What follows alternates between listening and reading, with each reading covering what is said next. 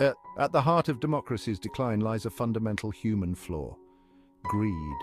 Not the cartoonish greed of Wall Street barons, but a more insidious, pervasive greed. It infects our daily interactions, our political discourse, our very sense of who we are.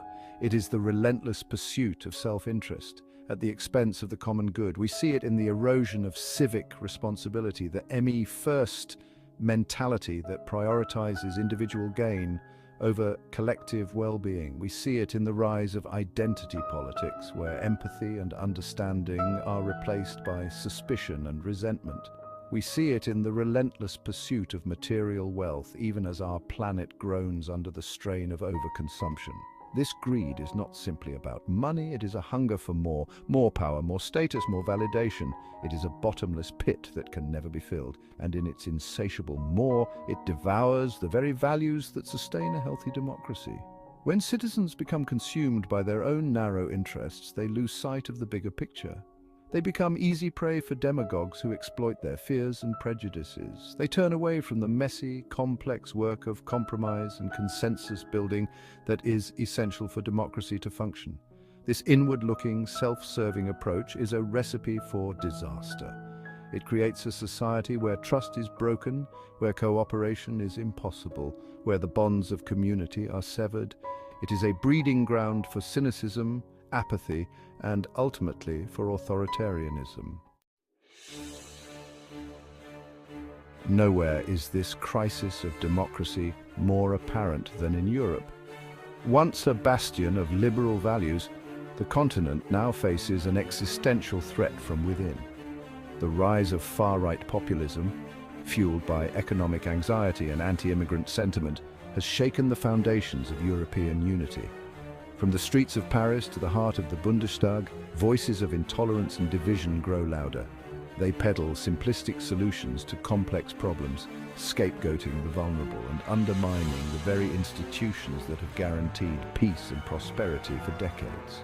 The European project, once a symbol of hope and reconciliation, is under immense strain. The free movement of people, a cornerstone of the European Union, is increasingly seen as a threat rather than an opportunity. The values of tolerance and diversity, once celebrated, are now questioned and challenged. This is not the Europe of post-war idealism, where unity and cooperation were seen as the only way forward. This is a Europe haunted by the ghosts of its past, where old wounds refuse to heal, and the siren song of nationalism once again beckons. Section 4. The refugee crisis fueling the fire of division. The refugee crisis, sparked by conflict and instability in the Middle East and Africa, has further exacerbated Europe's woes. The arrival of millions of desperate people fleeing war and persecution has tested the limits of European compassion and exposed the fault lines in its societies. While many Europeans have responded with generosity and open arms, others have turned inward, fearing for their safety, their culture, their way of life. They see the influx of refugees as a threat to their national identity, a strain on their already stretched social safety nets. This fear, however misplaced, is real and powerful. It has been skillfully exploited by far-right politicians who paint a picture of an invasion threatening to overwhelm European culture and values. They offer simplistic solutions, closed borders, mass deportations that resonate with a population grappling with economic uncertainty and cultural anxiety. The refugee crisis has become a lightning rod for deeper anxieties about globalization, identity, and the future of Europe itself. It has exposed the limits of European solidarity and highlighted the challenges of managing diversity in an increasingly interconnected world. Section 5. The shadow of dictatorship looms large. As democracy falters, the spectre of dictatorship rears its ugly head.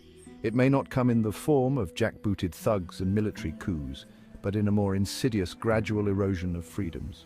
It will come cloaked in the language of populism, promising to restore order and make their country great again.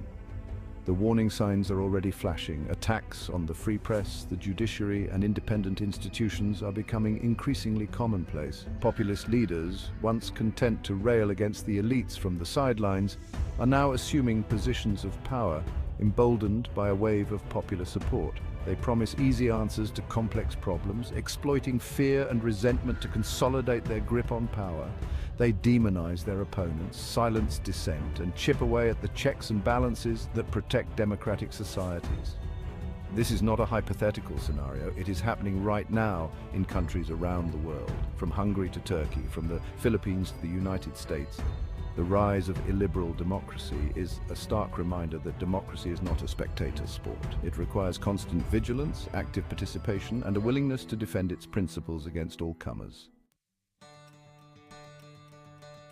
Section 6. The 11th Hour. A wake-up call for humanity. We stand at a crossroads in human history. The path we choose now will determine the fate of democracy, not just for ourselves but for generations to come. The stakes could not be higher. The erosion of democratic values, fueled by greed, fear and division, is a clear and present danger. It is a cancer that eats away at the very fabric of our societies, leaving behind a vacuum that is quickly filled by authoritarianism. But all is not lost. We still have time to reverse course, to rediscover the spirit of unity and shared purpose that gave birth to democracy in the first place. It will require courage, determination, and a willingness to confront uncomfortable truths about ourselves and our societies. We must reject the politics of division and fear. We must rediscover the importance of empathy, compassion, and understanding.